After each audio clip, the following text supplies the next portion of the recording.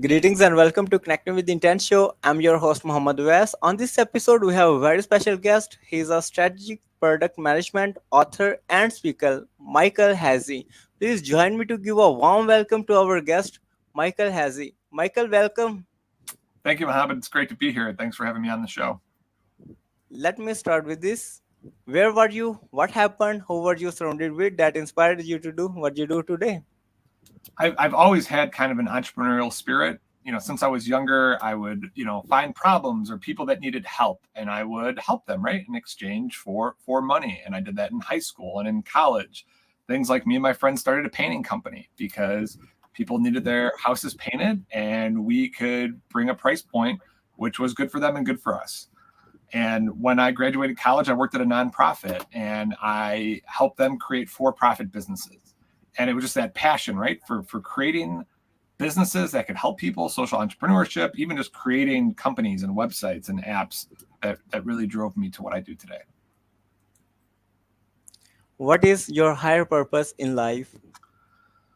I love to be creative, but like creative for good, right? I've always loved the concept of social entrepreneurship where we're using market-based factors to make the world a better place.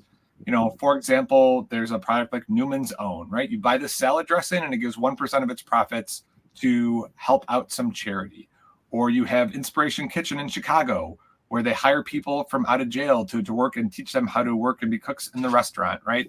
That higher purpose is to be able to make money and do good at the same time. That has really driven me in my career and my extracurricular activities. What have been top three greatest challenges that you have had to overcome? So we work in product management, product development, and contrary to popular belief, robots don't make products. People make products, right? And you need people to control sometimes the robots that make the products. And one of the biggest challenges of being a product manager, being a leader, being a manager in general is people. So one of the biggest challenges that I faced over my career is continuing to work on my emotional intelligence, having empathy for the people that work for me, having empathy for the customer, dealing with anger, right? Understanding that not everyone's going to have the same perspective that I do about something, and really understanding, people both, internally and externally. So emotional intelligence has been one. Being able to focus has another. There's so many things I want to do, so many products to build, right? And now, with generative AI, the possibilities are endless. So another challenge, focus and prioritize, right? I cannot do everything. So what's going to have the biggest impact? What's going to have the biggest return on the investment? And just focus on that. And then the third challenge is like, I wasn't born into money, right? I can't just grab investment from a pot and go out and spend that money and try different concepts and ideas. So the things that I've been able to do, I've been very lucky to find people that will invest in either myself or the ideas that I've had. So it's been a challenge to be able to find those people and convince them to spend money on some of these possibly world-changing ideas. What is your greatest failure story? What did you learn and how did you recover from it? That is a great question. So as I told you, after college, I built a for-profit company for a nonprofit, and it was successful, a couple $1 million in revenue. And I was very confident from that. And I'm like, I'm going to go off on my own. I'm going to build my own company. I could do this. I'm going to make millions. And I didn't, I wasn't ready yet. And I didn't prepare as well as I should have for investor pitches and startup competitions. And I failed on stage. I got a couple rounds of investment, but I didn't get it to the last mile. I didn't get enough money to actually get the product to market. And I fell pretty hard. Now, I felt like that was like a mini MBA program, like a master's degree in business, because starting a company from scratch, dealing with investors, payroll, all that stuff, I got to experience firsthand. And it was stressful. And how did I recover from it? I got into product management. And I started as an associate product manager. I'm like, I'm going to learn everything I can about product development, and I'm going to be the best at it. And that hitting kind of rock bottom in business really lit a fire up under me to learn as much as I can. What is the most impactful book you have read and what did you learn from it?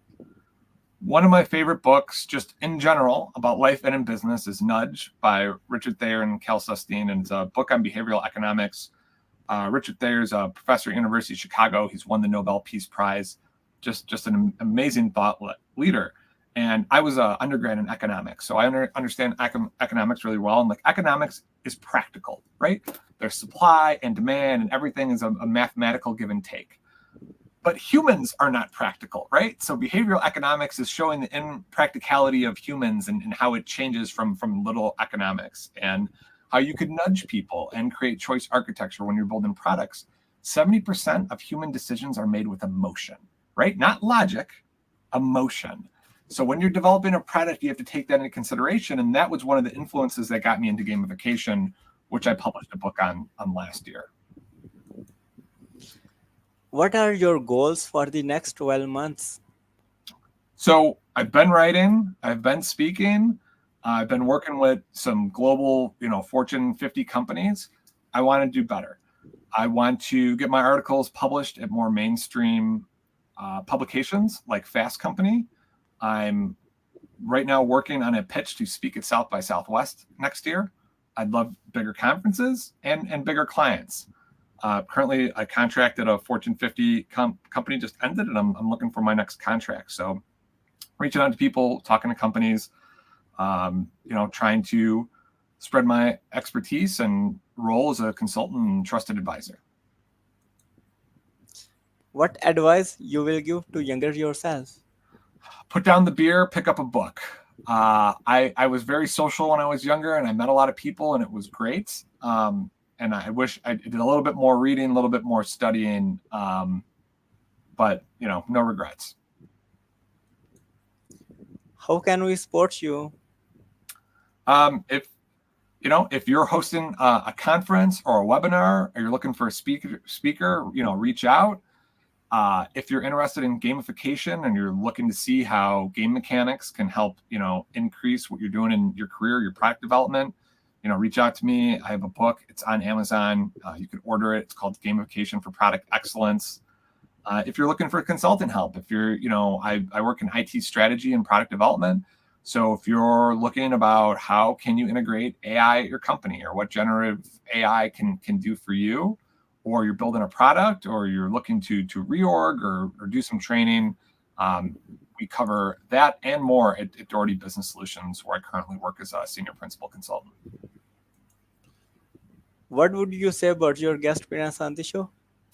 I love it. I really appreciate when you send the questions beforehand, so that gives me time to think. The last couple of days, I wrote your questions down on a legal pad, and I just been thinking about it. And it's very cool to reflect, because all the podcasts I've been on in the last year have really specifically asked me about, gamification or just product development. And you've asked some questions that are a little bit deeper and take some more time to think about. So I really appreciate it. It was nice to reflect.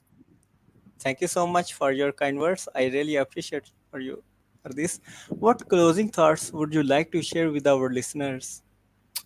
So everyone says follow your passion, and my advice was just like follow your passions that can make you money, right? Like you could be creative in almost anything, right? So when you're thinking about what do you really want to do, if you want to create something, you could create a song, you could create, some artwork. As you can see, some of my daughter's artwork is behind me. But think about taking that creative passion and building something that society needs, right? Think about creating an app for healthcare, or something that could help people eat better, or something that could connect education resources to disadvantaged youth. Think about being creative in different ways that could not only help people, but could also, turn into a business for yourself. Thank you so much, Michael, for sharing your wisdom with us today on the behalf of Connecting with the Intent community and our entire team. We really appreciate you. This is Muhammad Awais. Until the next episode.